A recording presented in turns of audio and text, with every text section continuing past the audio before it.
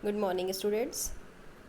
Today we will see another indicator, that is China rose, which is also known as गुड़हल. बच्चों, गुड़हल भी एक इंडिकेटर का काम करता है. जो गुड़हल के पेटल्स होते हैं, पेटल्स आप जानते हो ना, आपने फ्लावर्स के पार्ट्स पढ़ रखे हैं. जो कलर्ड पार्ट होता है किसी भी फ्लावर का, उसको पेटल्स बोलते हैं. तो जो गुड़हल या चाइना रोज के पेटल्स होते हैं, उसको भी क्रश करके अगर हम उसका एक सोल्यूशन बना लें वाटर के साथ, then it will also behave like an indicator. ठीक है. तो गुड़हल तो पिंक या रेड कलर का होता है, तो आप जब उसका सोल्यूशन बनाओगे तो it will be in pink in colour.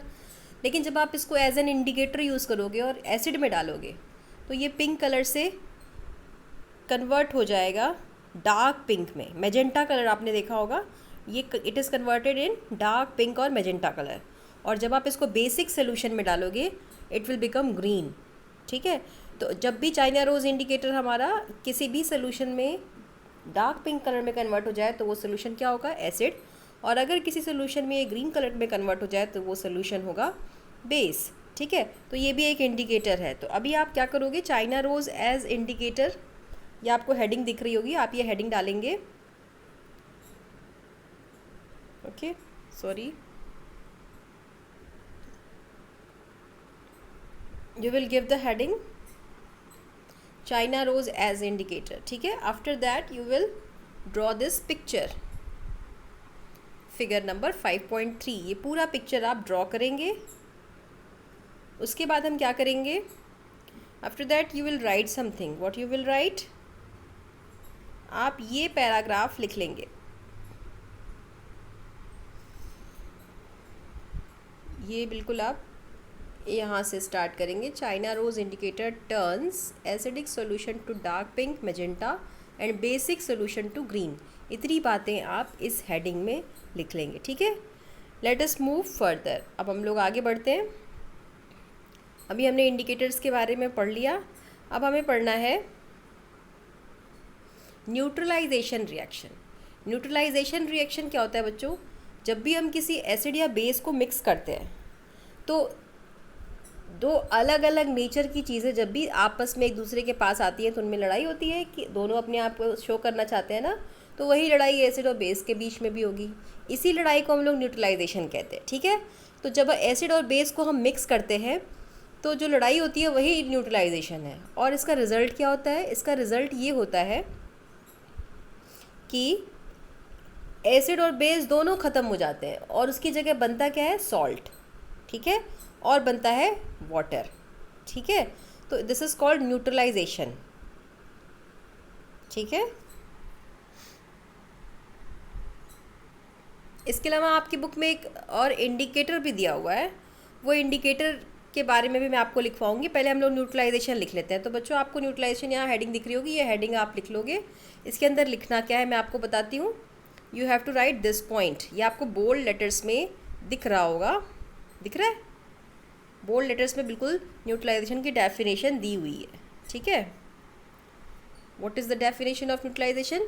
The reaction between an acid and a base is known as neutralisation. जब आपने एसिड और बेस को मिक्स किया, तो उसके बीच में जो रिएक्शन होता है, दैट इज़ कॉल्ड न्यूट्रलाइजेशन. ठीक है.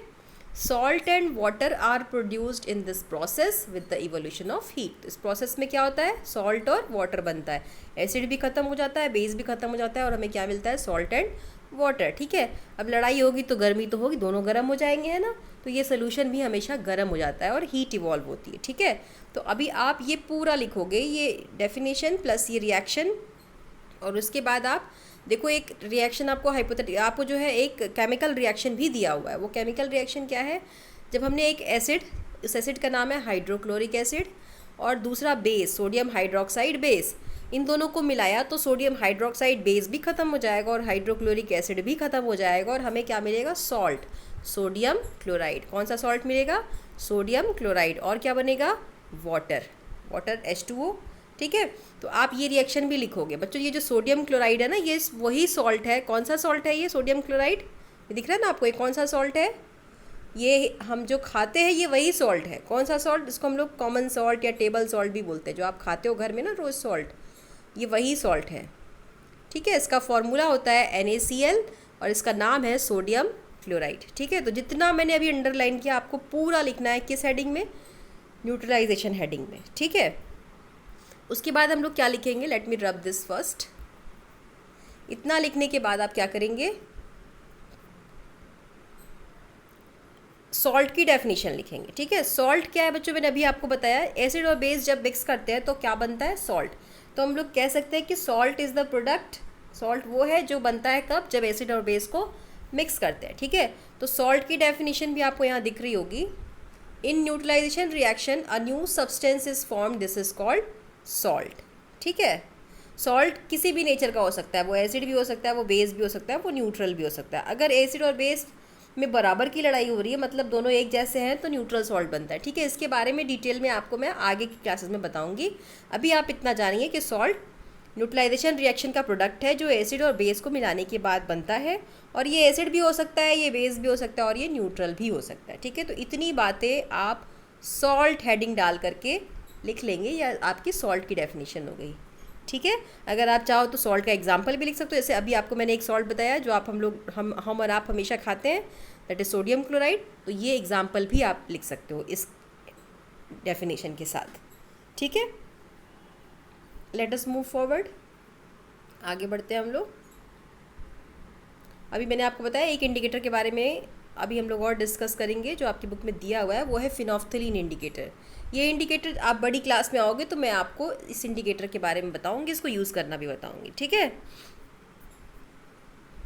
तो आप बस कुछ नहीं लिखोगे, बस फिनोल्फ्थलीन हेडिंग डाल करके अनदर इंडिकेटर, ये आर है बच्चों लास्ट में। ठीक है, another indicator used in laboratory।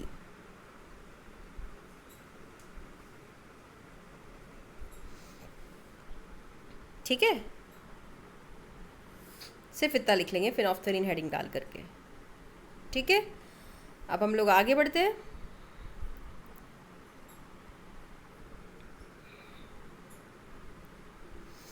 ये हो गया।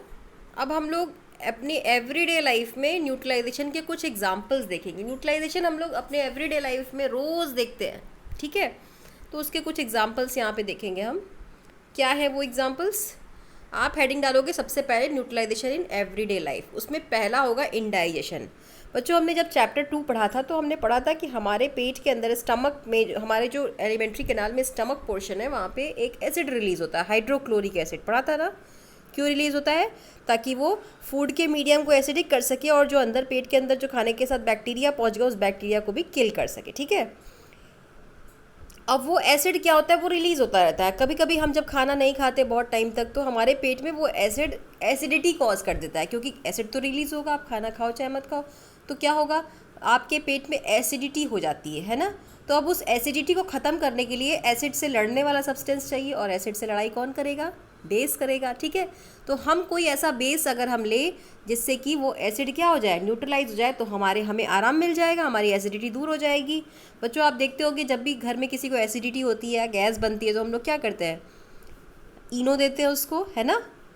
तो ये इनो या हम लोग उसको डाइजीन देते हैं। तो ये इनो या डाइजीन क्या है, दिस इज़ कंटेनिंग बेस, इसमें क्या होता है, बेस। तो जब आपको जो एसिडिटी हुई, आप इनो या डाइजीन को खाओगे तो उससे क्या होगा, वो एसिड रिलीज़ हो जाएगा, वो एसिड न्यूट्रलाइज हो जाएगा। ठीक है, न्यूट्रलाइजेशन रिएक्शन होगा और वो एसिड बेस के कारण न्यूट्रलाइज हो जाएगा और आपको आराम मिलेगा। ठीक है, तो यही बात इस पॉइंट में दी हुई है। अब आप इसमें लिखेंगे क्या, ठीक है, लेट अस सी हमें क्या लिखना है इस पॉइंट में। आप हेडिंग डालोगे इनडाइजेशन, ठीक है, और लिखोगे क्या इसमें,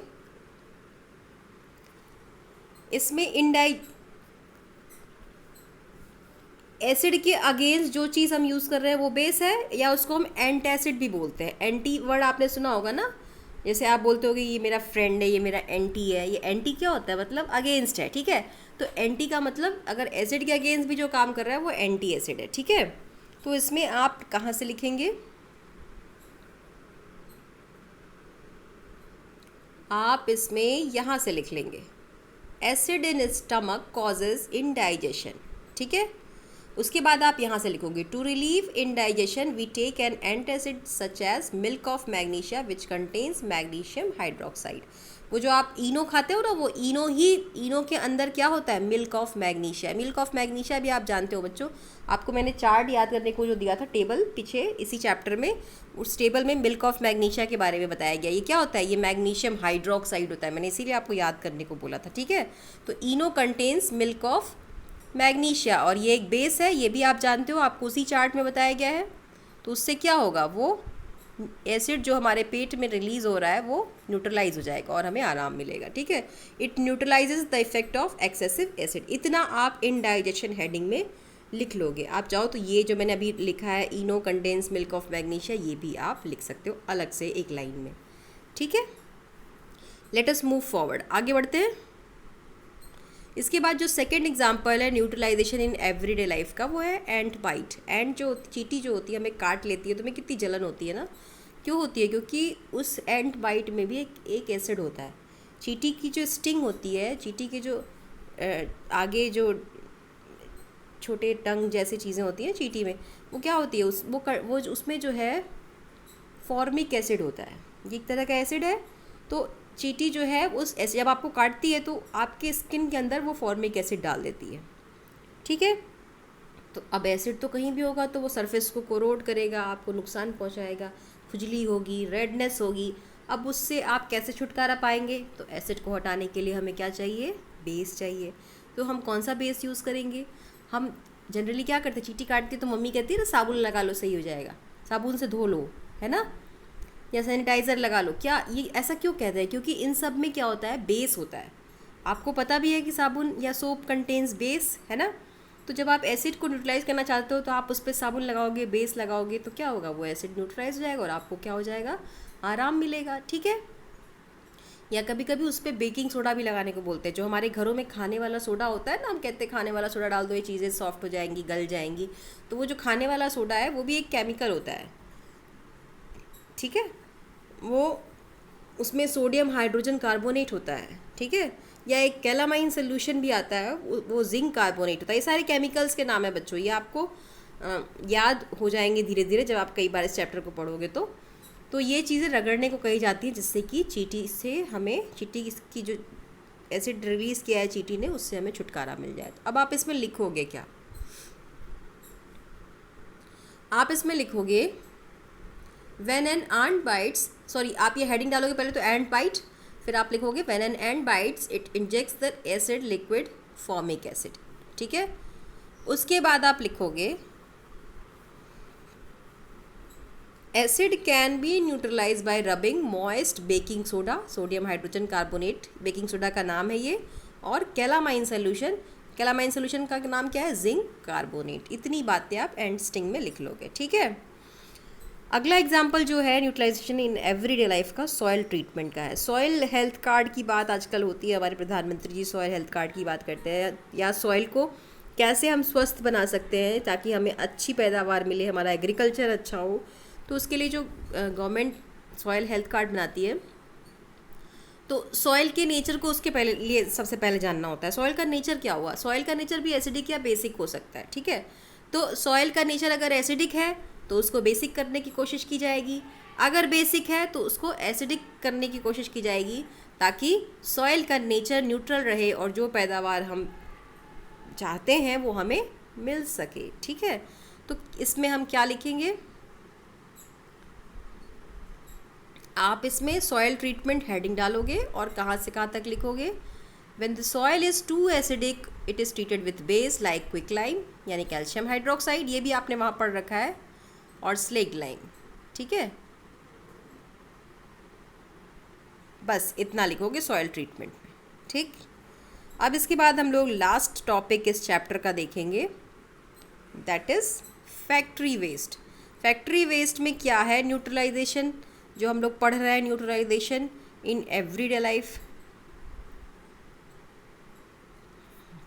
जो फैक्ट्री वेस्ट होता है बच्चों, उसमें भी बहुत सारे हार्मफुल केमिकल्स होते हैं, बहुत सारे एसिड्स होते हैं, तो उनको भी वाटर बॉडीज़ में डालने से पहले, आप जानते हो ना फैक्ट्री वेस्ट को सीधे सीधे गंगा जमुना ये सब सारी नदियों में बहा दिया जाता है, उससे क्या होता है, वो नीचे जो हमारे एक्वेटिक ऑर्गेनिज्म रहते हैं वो सब मर जाते हैं, पानी ख़राब हो जाता है। आप देख रहे हो ना आजकल लॉकडाउन पीरियड चल रहा है तो इंडस्ट्रीज़ बंद है, तो क्या हो रहा है, गंगा भी क्लीन हो रही है, सब क्लीन हो रहा है, क्योंकि वो एसिड उसमें मिक्स नहीं हो रहा है। लेकिन जनरली क्या होता है, हमेशा एसिड को सीधे सीधे फैक्ट्री वेस्ट के थ्रू वाटर बॉडीज़ में डिस्चार्ज कर दिया जाता है, तो इससे क्या होता है, ऑर्गेनिजम्स मरने लगते हैं। तो अब ऐसी कंडीशन में क्या किया जा सकता है जिससे कि वो ऑर्गेनिज्म भी ना मरे और फैक्ट्री का वेस्ट भी रिलीज़ किया जा सके। तो फैक्ट्री वेस्ट को रिलीज़ करने से पहले न्यूट्रलाइज किया जाएगा, ठीक है, उसको ट्रीट किया जाएगा जिससे कि उसका एसिड कंटेन एसिड जो उसके अंदर है वो ख़त्म हो जाए, ठीक है। तो अब आप इस पॉइंट में क्या लिखेंगे, this is the last point. आप हेडिंग डालेंगे फैक्ट्री वेस्ट और लिखेंगे the waste of many factories contain acid, ठीक है। देयरफॉर यहाँ से आप लिखेंगे neutralised by adding basic substance, ठीक है। सब्सटेंस इतना आप लिख लेंगे। इतना लिखने के बाद आप देखेंगे कि हमारा चैप्टर भी कंप्लीट हो गया। अब हमारी सिर्फ एक्सरसाइज बचती है बच्चों। तो मैंने अभी आपको पिछले 4 चैप्टर्स की एक्सरसाइज कराई। ये एक्सरसाइज मैं आपको as your holiday homework for summer vacation दे रही हूँ। आप इस एक्सरसाइज को अच्छे से खुद से करने की कोशिश करेंगे क्योंकि आपने पूरा चैप्टर अच्छे से पढ़ा है। आपको इसको कहीं से भी चीटिंग करने की ज़रूरत नहीं है। आप हर क्वेश्चन का आंसर ढूंढिए और उसको करिए। अगर आपको कोई क्वेश्चन नहीं आता है तो आप आज शाम तक मेरे से पूछ लीजिए, ठीक है। आप या फिर आगे भी इसी व्हाट्सएप ग्रुप के थ्रू आप मुझे अपने क्वेश्चंस भेज सकते हैं कि जो भी क्वेश्चन आपको नहीं आ रहा उसका क्या आंसर हो सकता है, ठीक है। लेकिन आप पहले ट्राई करिए हर क्वेश्चन एक्सरसाइज का। This is holiday homework for you. और इसके अलावा भी बच्चों जो हॉलीडे होमवर्क है वो मैं आज आपको सेंड कर दूँगी और आप पूरा हॉलीडे होमवर्क कंप्लीट रखेंगे अपने समर वैकेशन का। And after the reopening of school your homework will be checked. Thank you very much.